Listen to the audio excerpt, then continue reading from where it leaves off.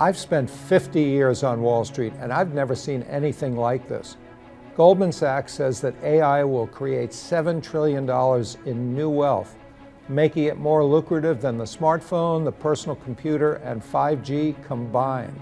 But with all this opportunity comes risk. Just like with the dot-com boom, people will get burned, which is why I'm coming forward today. Today, I want to use my 50-plus years of Wall Street experience to make sure that you're positioned correctly for the AI boom. More than that, I want to show you how to invest in the AI stocks that Wall Street is going all in on, including my #1 personal pick.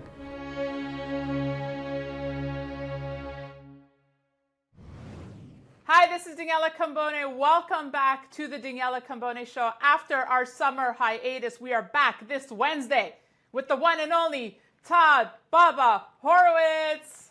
Bubba, always good to be with you. And look who I invite so the good first to be day back with you. I missed you while you were traveling. I'm so happy to be back with you. You know, I bring this up because you always tell me you never have me on, but who do I call the first day I'm back? Ghostbusters. There you go. All right. Let's start with inflation, shall we? CPI, Bubba. We saw the news, CPI rising to 3.7% on an annual basis. And I bring this up because an article on CNBC says the increase was mostly attributable to a spike in gas prices in August. But that increase should be temporary. This according to economists. But I say temporary how, Bubba, when the biggest oil deficit since 2007 will hit in the fourth quarter as Saudi Arabia is cutting supply. So how will we get out of this? We're not getting out of it. They're going to get out of it by the continuation of destroying small business, by allowing Saudi Arabia to continue to control the oil market. The United States has the lowest supply of oil since 1985. Okay? And what nobody understands about the oil market is that all gas has a federal tax assigned to it. So the higher gas prices get, the more federal tax we are paying. So according to President Biden, who said we're not going to raise taxes, guess what? They're stealing your taxes through higher gas prices, which is why they're allowing Saudi Arabia to be the main supplier and we aren't drilling our own. So your take on inflation. I mean, it's nowhere near the 2% mark the Fed wants. And I hate to ask this question of what the Fed will do next because I swear, you know, I landed back Sunday, Monday morning, I turn on, CNBC, Bubba, and I thought of you because the opening line from one of the talking heads, and I'm guilty of it as a financial journalist, but the first thing I hear when I'm back is, what will the Fed do next week? Like, will this change their path? And we've been talking about this for how many years now? And at the end of the day, nothing changes, right? So, I mean, does it even matter at this point? The Fed will always be ignorant. They will always have no clue of how to run an economy. They will always have no common sense, and they should be audited or ended. But at the end of the day, they're going to continue to hike rates. You can wait. You can bet on this. The 10-year notes are getting to 6%. Mortgages are going to be 10%.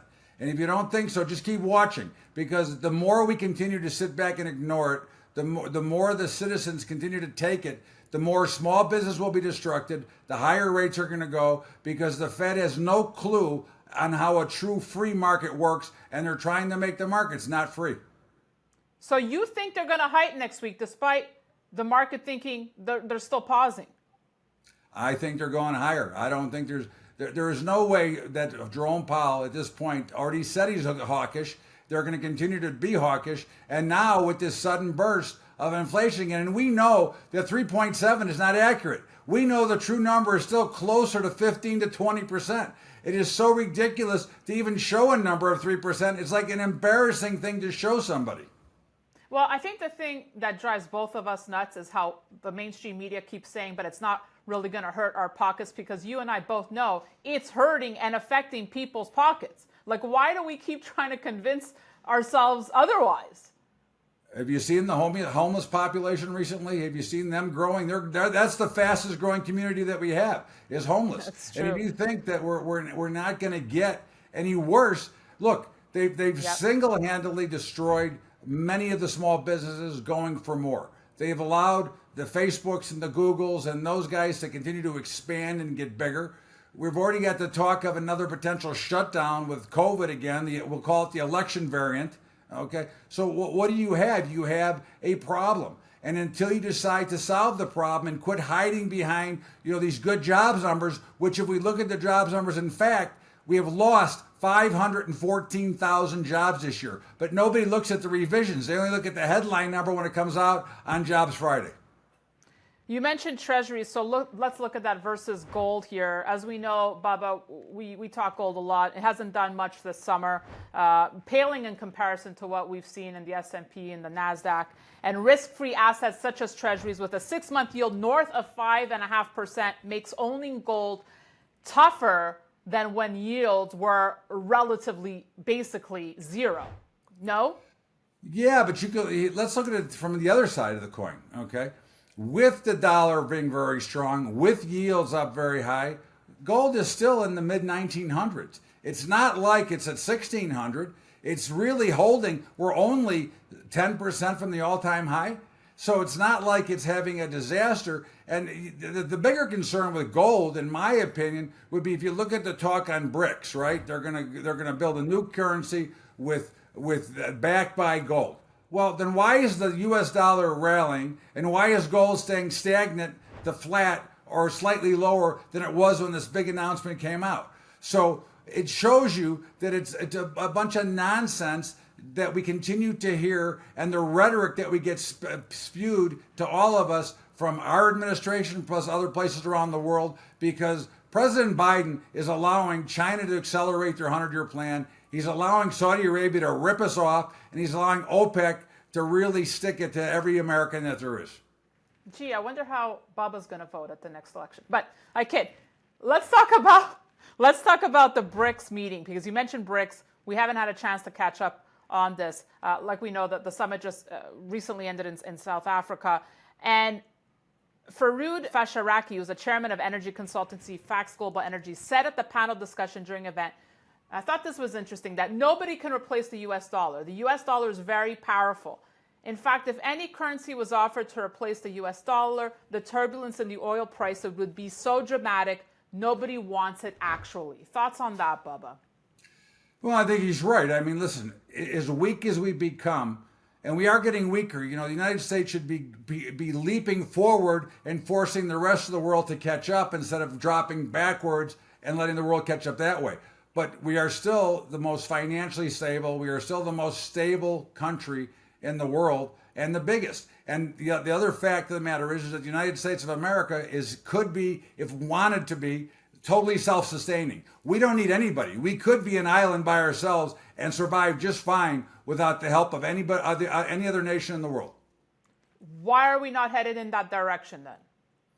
Well, I mean, again, I think that the United States is using cheap labor, which is one of the reasons we went to China. I think they like the ability to export some other products around the globe. But however, again, you have to make a decision. Do you want to be part of the world, which is fine, and I have no problem with that. What I have a problem with is that when you start destroying your own people through illegal immigration and through giving away our assets. I mean, we're giving another $1 billion to Ukraine for a war that doesn't exist. For a war so that the big conglomerates can come out and rebuild Ukraine and Russia for them, and they can all make a fortune while the American taxpayer gets screwed paying those bills for them. I mean, that's ridiculous. This is the problem. It's always about money. I mean, if you look at the top 10% of Congress, they're worth $4.8 billion. What does that tell you? Let me ask you this, Bubba. It's September, it's back to school, and a lot of investors, like myself, back from summer vacation. It's time to, get down and back to business. So is there anything you're doing differently in your portfolio, given the state of the world? I mean, there's so many pivotal meetings happening between, Kim Jong-un, Putin, obviously the BRICS summit, Biden's visit to Hanoi. I mean, you're obviously looking at all of this. Are you doing anything differently? Well, I kind of do the same thing, the same I've done for 44 years. I'm an investor in the United States markets in the long term and hedged. I'm always hedged because that's my program. And I do believe that we will get out of this. The beautiful thing about being an American is that every 4 years you have a chance to change. Okay, now we haven't changed in quite a while, but every 4 years we have a chance.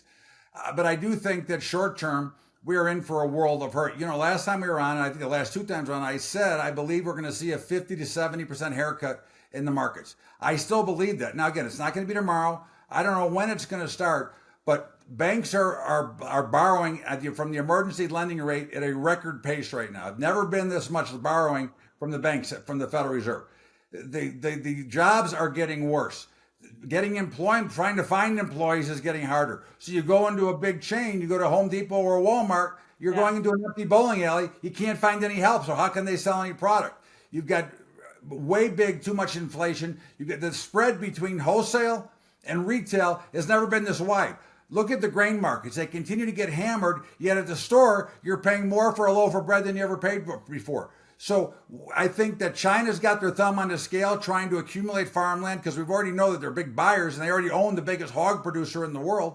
So if they can accumulate that land, if you control the food supply, you control the world. So we've got those issues going on. We've got all kinds of other issues that are being created by the America haters. And of course, it's going to create a bigger mess. So I want to be short the markets in the short term. Again, I'm not going to stop believing in America because that's what I believe in. And I believe that this country will somehow get out of this, but it's getting very ugly and very scary. And I'm really afraid for young people like you and your children, my grandchildren. To me, it's a very scary situation right now. Well, I thought we would end on this lighter note, Bubba. I saw this survey and I said, why do I feel Bubba would have something to say? But a recent survey from Barclays predicts the number of expressions likely to be lost from offices over the next 10 years, with 41% of people saying we'll see the end of yours truly, 36% speculating the end of yours sincerely, and 35% giving the death sentence to whom it may concern. So basically, the end of a formal workplace environment. Are you surprised? I'm not surprised at all. You realize that we've done in this country, we've given up mostly all personal contact. It used to be when I grew up, somebody sent you a letter, you wrote them a letter back. Somebody called you on the phone, you called them back. Now everything is done by text and via email, and most people don't want to talk to you, so they'll text you when they know you're not going to answer and say, "Oh, I tried to get a hold of you, but you really didn't. You're just using this as a mask." They destroyed our kids. The communication skills for kids is ridiculous because they all have their phones. When's the last time you went to dinner without seeing a whole family that everybody's on their phone, nobody's talking to their family? The family unit is broken down, which is, again, the changes that we're making, the changes they want to make to the Constitution, the changes they want to make to the pronouns that you have to use when you're in a corporate environment. Pretty scary. It's funny. You made me think I was at a restaurant in Rome, and they had a big sign that said, "We have no Wi-Fi. You have to talk to each other." And you saw people just almost squirming at the tables like they didn't know what to do with themselves. They didn't know what to do with their hands because they couldn't touch their phone. God forbid they would miss a score or miss a play on a game. But yes, I understand. Yeah. Todd, Bubba, Horwitz, always good to be with you. Actually, you bringing a gift to our viewers.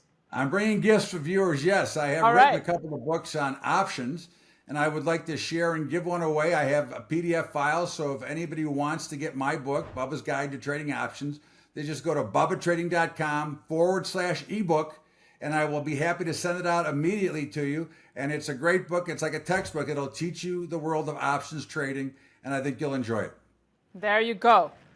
Thank you so much. We'll see you real soon, I promise. It's great to be back with you. You're the best, and welcome back from vacation.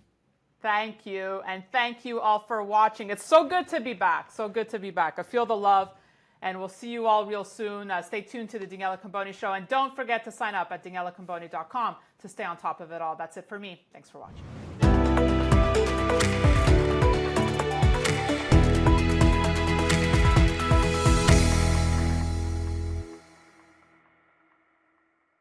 Opinions expressed on this program are solely those of the contributor and do not necessarily reflect the opinions of Stansberry Research, its parent company, or affiliates.